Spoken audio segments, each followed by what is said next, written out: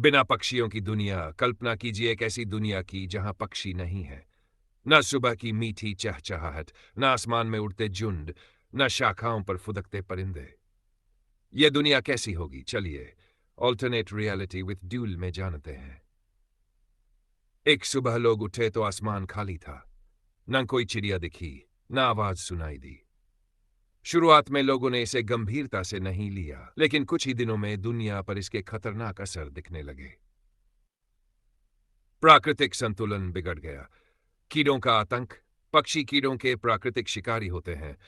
उनके बिना कीटों की संख्या तेजी से बढ़ने लगी। फसलें कीड़ों के हमले से बर्बाद होने लगीं। कृषि पर बड़ा संकट छा गया और भोजन की कमी हो गई। दर्द, बीज फैलाव रुक गया। पक्षी जंगलों और पौधों के बीज फैलाने में मदद करते हैं। उनके बिना नए पेड़ पौधे उगना बंद हो गए। जंगल सूखने लगे और रेगिस्तान फैलने लगे। परागण संकट।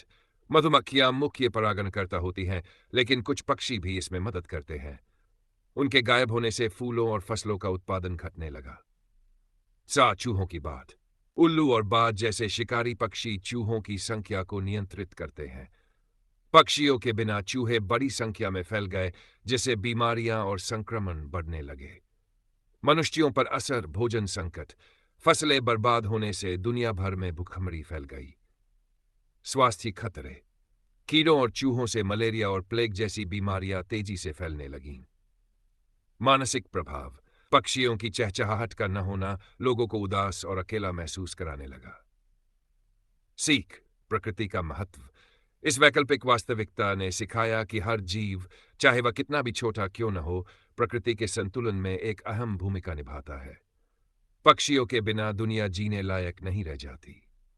तो अगली बार जब आप किसी चिड़िया को देखें या उसकी आवाज सुने तो उसे अनदेखा न करें। यही जीवन की खूबसूरती है। ऑल्टरनेट रियलिटी विद डूल से आज इतना ही। अगली बार फिर मिलते हैं एक नई कल्पना के साथ।